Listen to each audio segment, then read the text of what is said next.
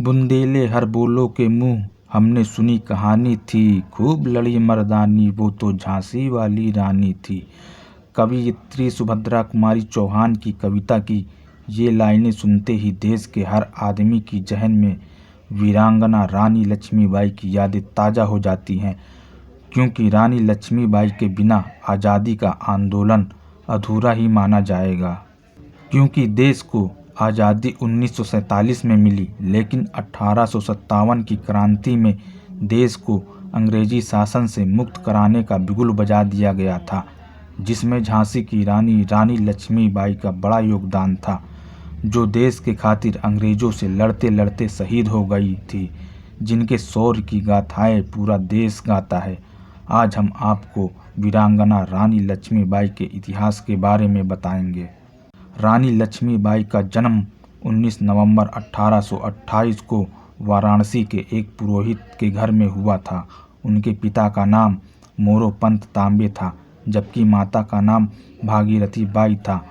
जन्म के बाद रानी लक्ष्मीबाई का नाम मणिकर्णिका रखा गया, जबकि प्यार से सब उन्हें मनु कहकर बुलाते थे। वह बचपन से ही बहुत बहादुर थी। मराठा ब्राह्मण से आने वाली मणिकर्णिका बचपन से ही शास्त्रों और शस्त्र ज्ञान की धनी थी।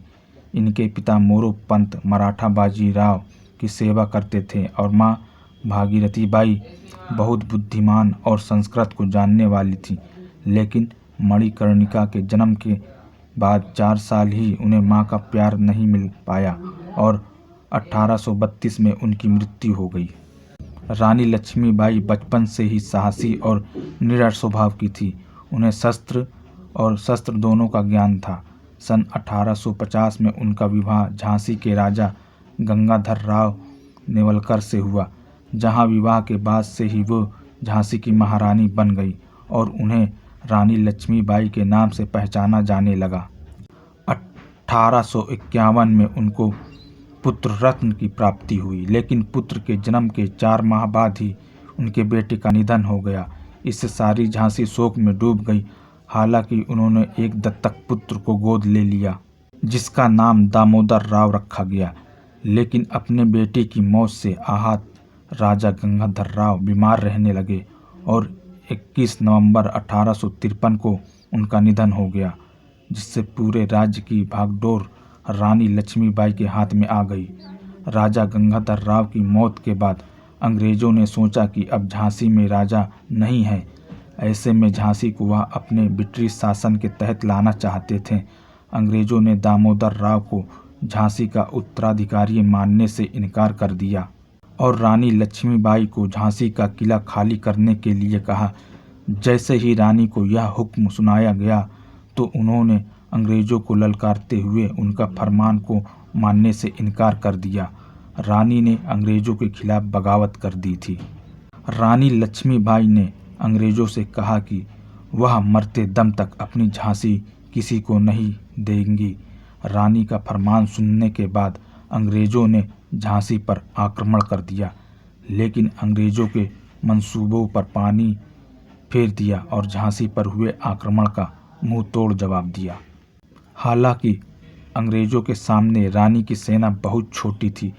ऐसे सन 1857 तक झांसी दुश्मनों से घिर चुकी थी, लेकिन रानी ने झांसी को बचाने का जिम्मा लिया था। उन्होंने अपनी महिला सेना तैयार की और इसका नाम दिया दुर्गा दल।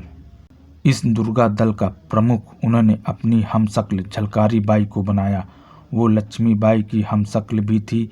इस कारण शत्रु को धोखा देने के लिए वे रानी के वेश में भी युद्ध करती थी। रानी ने कई बार अंग्रेज़ों को धूल चटाई।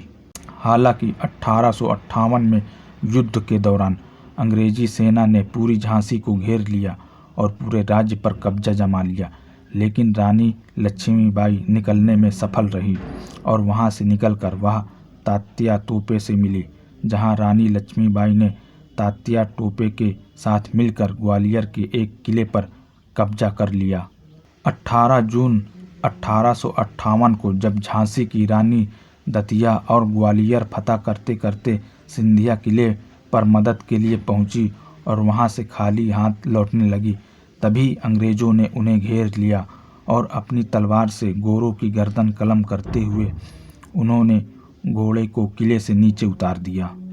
उसी समय एक अंग्रेज सैनिक ने उन पर भाले से हमला कर दिया, जिससे वो बुरी तरह घायल हो गई और उनका घोड़ा भी घायल हो गया।